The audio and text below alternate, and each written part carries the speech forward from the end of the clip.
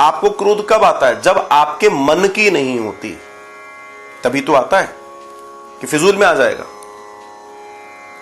क्रोध कोई बुरी चीज तो है नहीं, है तो शरीर का ही हिस्सा, है तो शरीर का ही हिस्सा ना।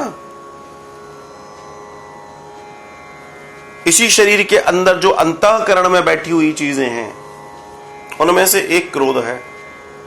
अच्छा, क्रोध को दबाया नहीं जा सकता, मारा नहीं जा सकता, विचार है, विचार का तो कुछ कर ही नहीं सकते। विचार डाइवर्ट हो सकता है, एंड नहीं हो सकता। तो आपने पूछा क्रोध की शुरुआत कहां से होती है, तो मैं सीधे सीधे आपसे कह दूं, क्रोध की शुरुआत दो जगह से होती है। पहली जगह, आप अगर मानसिक रूप से मजबूत नहीं है तो, ध्यान दीजिएगा, बहुत कड़वी बात है। और दूसरी क्रोध की शुरुआत होती है कि आपकी अपेक्षाओं की पूर्ति नहीं होती।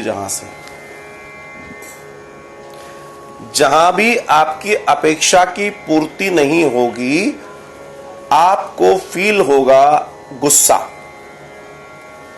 किसी से आपने कहा भाई आप ये काम कर लेना, लेकिन कुछ समय के बाद जब आपने देखा वो काम नहीं हुआ, तो आपको क्रोध आ जाता है। क्यों नहीं किया तुमने ये काम? मैंने कहा था ये काम करना चाहिए। होता है ना ऐसा? अच्छा, आप अपने आप में बैठे हुए हैं, अपने आप में घर में सब कुछ है, बैठे बैठे तो क्रोध आएगा नहीं, कोई किस बात से रिलेटेड होगा तभी क्रोध आएगा। तो जिस शुरुआत की आप बात कर रहे हैं, तो दो लोगों को क्रोध आता है।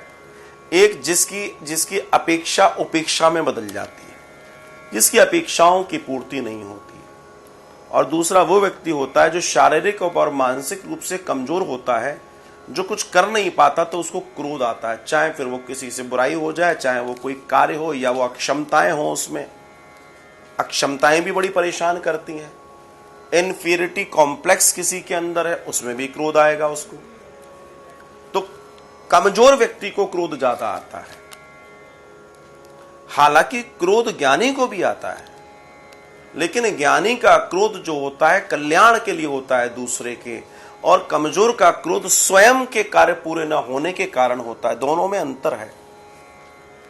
ज्ञानी को क्रोध आएगा, भाई तुम अगर ये कर लेते तो समाज का कल्याण हो जाता, तुम्हारा कल्याण हो जाता, तुम अगर ये कर लेते तुम्हारा जीवन बन जाता, तुमको मैंने कहा था तुम थोड़ा सा ध्यान किया करो, तुम्हारी इंद्रियां बस में हो जाएंगी, तुम्हारे चक्र खुल जाएंगे।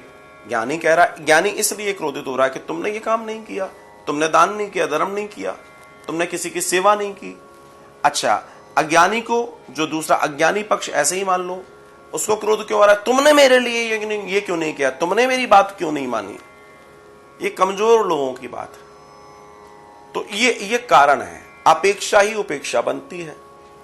अब इतनी गर्मियां शुरू हो गई हैं, इन गर्मियों में हो सकता है कि आप किसी अपने मित्र के यहाँ जाएं, आप निकल रहे हो कहीं से, आपने मित्र का घर देखा, आपको गर्मी लग रही हो, तो आप सोचेंगे कि चलो भाई मैं इस मित्र के यहाँ हो आता हूँ, थोड़ा ठंडा वंडा पी लेंगे, आगे बढ़ जाएंगे। आफ्टर सम टाइम जैसे ही आप उसके घर में एंटर करते हैं, वो भी बैठा है, लेकिन उसने आपको ना चाय ऑफर की, ना ठंडा ऑफर किया, बस एक पानी पिलाया। अच्छा यार मेरे को भी कहीं जाना है, तुम भी पहुंचो। तो क्या होगा? आप क्या सोच कर आए थे? मैं तो इसके यहाँ शरबत पीऊंगा, लस्सी पीऊंगा, ठंडा पीऊंगा, आपने विचार किया था।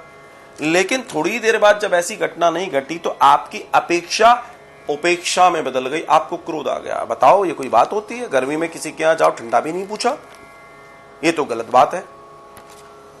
These are some reasons. लेकिन क्रोध की जो मैंने आपको कही, जो नॉर्मल क्रोध की आप बात कर रहे हैं, कमजोर व्यक्ति को, और दूसरा जिसकी किसी की अपेक्षा हो और अपेक्षा पूरी ना हो, तो क्रोध आता है।